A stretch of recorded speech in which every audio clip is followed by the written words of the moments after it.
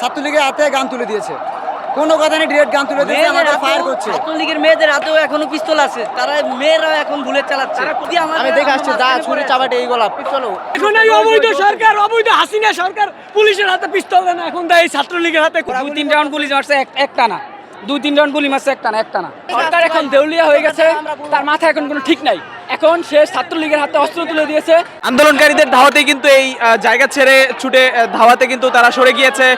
ছাত্রলীগ, যুবলীগ, আওয়ামী লীগ সহ যে আওয়ামী লীগের যে নানা অঙ্গ সংগঠনগুলো রয়েছে তারা কিন্তু এই জায়গাটি থেকে আমরা কিছুক্ষণ আগে দেখেছি যে এই বাংলা মোটরের এই চত্বরে কিন্তু তারা ছিল এবং সেখান থেকে যখন শিক্ষার্থীরা এবং আন্দোলনকারীরা যখন ধাওয়া দিয়েছে তাদের ধাওয়াতেই কিন্তু তারা সরে বসুন্ধরার দিকে এবং কারণ বাজার দিকে গিয়েছে, তেমন চিত্রটি কিন্তু আমরা দেখেছি। এবং মাঝখানে দুই একটা অ্যাম্বুলেন্স যখন যাচ্ছে সেগুলো কিন্তু শিক্ষার্থীরা ছেড়ে দিচ্ছে, সেই চিত্রটি কিন্তু আমরা দেখছি। এবং এছাড়া যেমনটা ঘটছে সকাল থেকে যদি বলার চেষ্টা করি, এখানে আপনারা যেমনটা দেখতে পাচ্ছেন যে পুলিশ বক্সটি রয়েছে, এই পুলিশ বক্সে কিন্তু আগুন দেওয়া হয়েছে এবং এই পুলিশ বক্সটি একেবারেই ভেঙে চুরে অবস্থা খুব খারাপ। এবং এখানেই সকাল থেকে কিন্তু শিক্ষার্থীদের দখলে ছিল এবং শিক্ষার্থীরা এবং যারা আন্দোলনকারী রয়েছে অর্থাৎ কোটা সংস্কার আন্দোলনকারীরা তারা এক দফা দাবিতে মাঠে নেমেছে। এবং গতকাল থেকেই আমরা যেমনটা দেখেছি শহীদ মিনারের সামনে কিন্তু অনেক মানুষ জড়ো হয়েছে, শিক্ষার্থীরা জড়ো হয়েছে এবং বিভিন্ন শ্রেণী পেশার মানুষ জড়ো হয়ে তারা সেখানে আন্দোলন করেছে। এবং সেই আন্দোলনের পরিপ্রেক্ষিতে কিন্তু আমরা যেমনটা দেখেছি তারা গতকাল যে ঘোষণা দিয়েছে এক দফা দাবি, তারা সরকার পতনের দাবিতে কিন্তু গতকাল থেকে এক দফা দাবিতে তারা আন্দোলন করে যাচ্ছে, অসহযোগ আন্দোলনের ডাক দিয়েছে। এবং সেই আন্দোলনের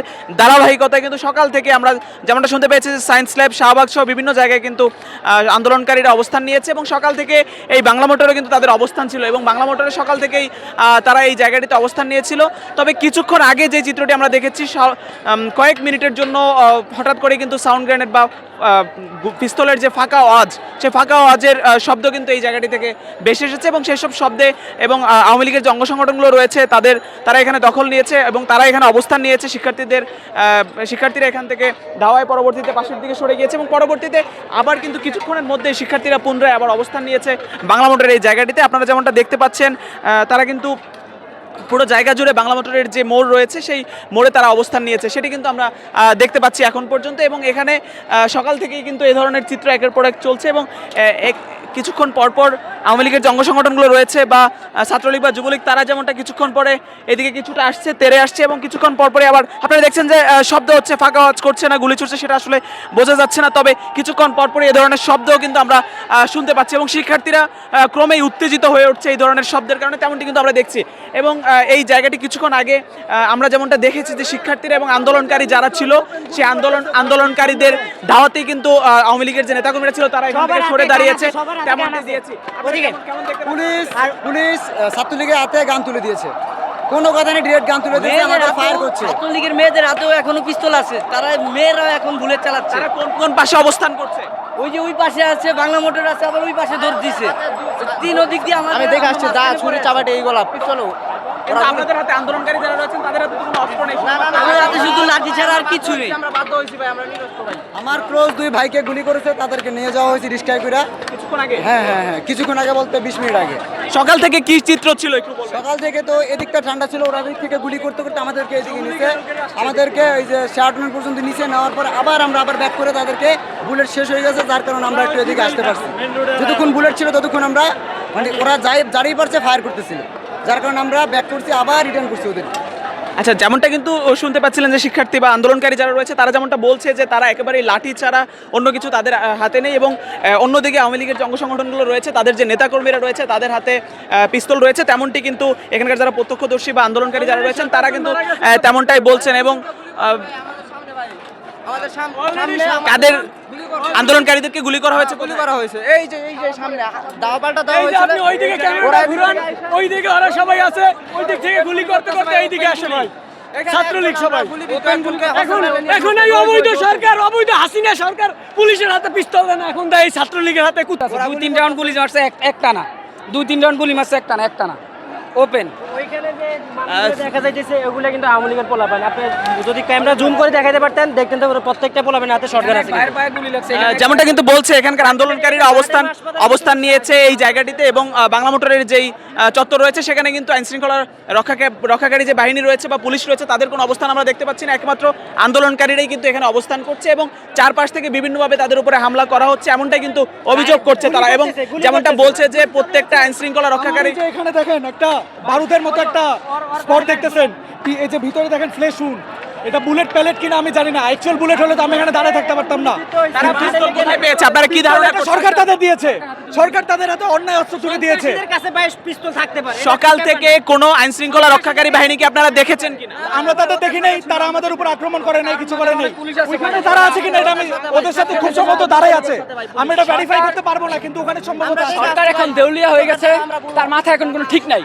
এখন সে ছাত্রলীগের হাতে অস্ত্র তুলে দিয়েছে এবং তাদেরকে নৃশংসভাবে গুলি করতে বলেছে। যেমনটা কিন্তু ওনারা বলছে, অর্থাৎ আন্দোলনকারীরা যেমনটা বলছে, এখানে কিন্তু তারা অবস্থান নিয়েছে এবং এই জায়গাটিতে আমরা মাঝে মাঝে যেমনটা দেখি যে দু একজন যে অ্যাম্বুলেন্সগুলো আছে বা এই ধরনের যারা রয়েছে তাদেরকে ছেড়ে দিচ্ছে, তেমন চিত্র কিন্তু আমরা দেখতে পাচ্ছি। একজন শিক্ষার্থী আমরা পেয়েছি। গুন্ডা আপনার কি হয়েছে? আপনার পায়ে এরকমটা কিভাবে হয়েছে? তারা আমরা ঠিক আছে এই কারণ বাজারে মোড়ে ঠিক আছে আমরা আকর্ষণ করছি, হ্যাঁ ছাত্রলীগেরা তারা আসে ঠিক আছে, পকেট থেকে সন্ত্রাসীরা তারা গুলি করছে ঠিক আছে, এই গুলি ঠিক আছে 2 গুলি লাগছে ঠিক আছে।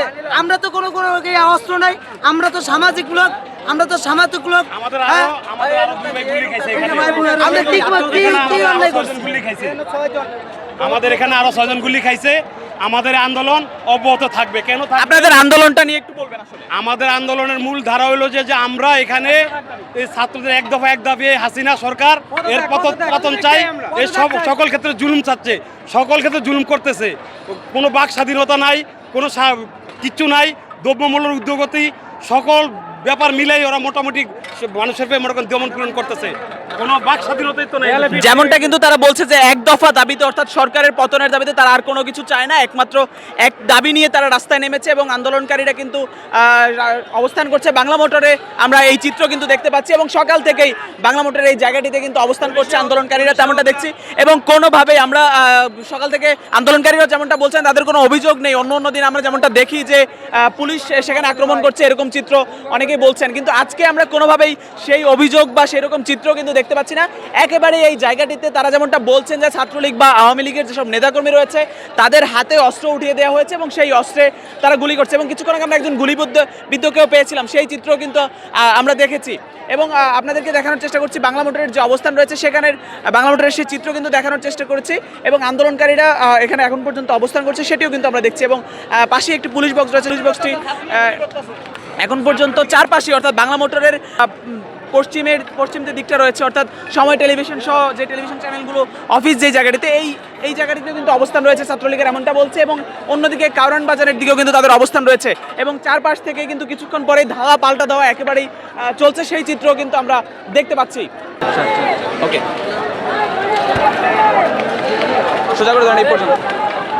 যেমনটা কিন্তু দেখতে পাচ্ছেন বাংলা মোটরের এই জায়গাটিতে আমি দাঁড়িয়ে আছি, এখানে আন্দোলনকারীদের অবস্থান রয়েছে এবং ছাত্রলীগ সহ তাদের বিরুদ্ধে কিন্তু অভিযোগ সকাল থেকেই ধাওয়া পাল্টা দেওয়া এই জায়গাটিতে একের পর এক চলছে, সেটিও আমরা দেখছি এবং কিছুক্ষণ পরে আন্দোলনকারীদের ধাওয়া দেওয়া হচ্ছে, আবার আন্দোলনকারীরা এই জায়গাটিতে অবস্থান নিচ্ছেন, তেমনটি চলছে। তবে তারা যেমনটা বলছেন যে তারা এক দফা দাবিতে গতকাল থেকে যে অসহযোগ আন্দোলনের ডাক দেওয়া হচ্ছে, সেই আন্দোলনের ডাক দেওয়ার পরেই কিন্তু তারা সড়কে নেমেছেন। তাদের হাতে লাঠি ছাড়া অন্য কোনো অস্ত্র নেই, তারা তেমনটাই বলছেন। আগ্নেয়াস্ত্র একেবারেই তারা ব্যবহার করছেন না বা তাদের কাছে সেটার জোগাড় নেই।